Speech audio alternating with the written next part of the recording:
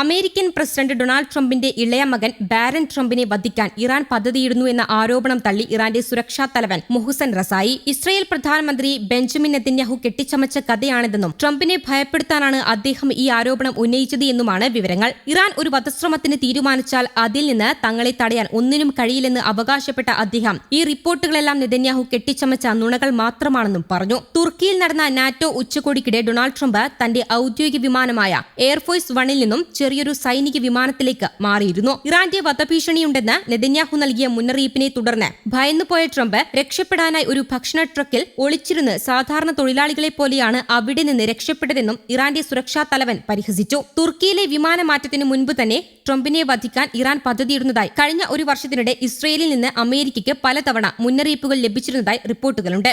താൻ ഇറാന്റെ വധപ്പട്ടികയിൽ ഒന്നാമനാണെന്ന് ട്രംപ് മുൻപ് പ്രസ്താവന നടത്തിയിട്ടുണ്ട്.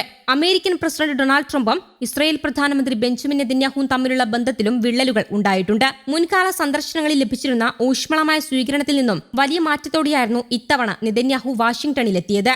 കൂടിക്കാഴ്ചയ്ക്കായി നെതന്യാഹു വാഷിംഗ്ടണിൽ എത്തിയപ്പോൾ അന്തരീക്ഷം ഏറെ തണുപ്പൻ അവസ്ഥയിലായിരുന്നു. ട്രംപ് വീണ്ടും അധികാരത്തിലെത്തിയ ശേഷം നെതന്യാഹു നടത്തുന്ന 7ാമത്തെ അമേരിക്കൻ സന്ദർശനമാണിതെങ്കിലും ഇരു നേതാക്കളും തമ്മിലുള്ള ബന്ധം മുൻപെങ്ങുമില്ലാത്ത വിധം സങ്കീർണമായതായാണ് പുറത്തുവരുന്ന റിപ്പോർട്ടുകൾ സൂചിപ്പിക്കുന്നത്.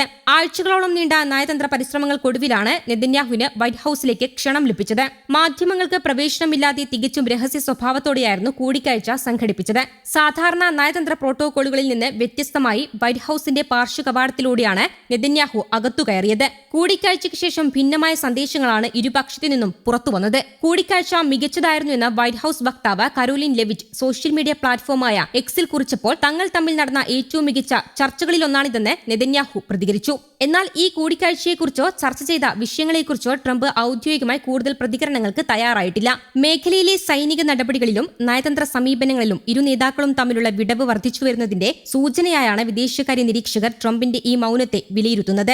അതേസമയം ഇറാൻ ഭരിക്കുന്ന ക്രൂരന്മാരുമായി നയതന്ത്ര ഉടമ്പടി സാധ്യമല്ലെന്ന് നെതന്യാഹു പറഞ്ഞു. US പ്രസിഡന്റ് ഡൊണാൾഡ് ട്രംപിന്റെ ഇറാനെതിരായ പുതിയ സാമ്പത്തിക ഉപരോധത്തെ അദ്ദേഹം പ്രശംസിക്കുകയും ചെയ്തു. ട്രംപുമായുള്ള കൂടിക്കാഴ്ചയിൽ ഇസ്ലാമിക് റിപ്പബ്ലിക്കുമായി നയതന്ത്ര ചർച്ചകൾക്കുള്ള സാധ്യതയെക്കുറിച്ച് ചർച്ച ചെയ്തതായി നെതന്യാഹു വ്യക്തമാക്കി. എന്നാൽ ആ സംഘവുമായോ ക്രൂരന്മാരുമായോ ഒരു കരാറിലെത്താൻ കഴിയുമെന്ന് കരുതുന്നില്ല എന്നും അദ്ദേഹം കൂട്ടിച്ചേർത്തു. ഞാൻ നിങ്ങളോട് പറയുന്നു, ഒരു കരാറിലെത്താൻ കഴിയില്ല. അധിനിവേശ വെസ്റ്റ് ബാങ്കിലെ ഒരു ഇസ്രയേലി സെറ്റിൽമെന്റിൽ കഴിഞ്ഞ ദിവസം നടന്ന ചടങ്ങിൽ നെതന്യാഹു പറഞ്ഞു. മുൻ US പ്രസിഡന്റ് ബറാക് ഒബാമയുടെ നേതൃത്വത്തിൽ 2015-ലുണ്ടാക്കിയ ആണവ കരാറിനെതിരെ നെതന്യാഹു പരസ്യമായി രംഗത്തു വന്നിരുന്നു. ഇറാനുമായുള്ള നയതന്ത്ര ചർച്ചകളെ നെതന്യാഹു തുടക്കം മുതലേ വിമർശിക്കുന്ന നിലപാടാണ് സ്വീകരിച്ചത്.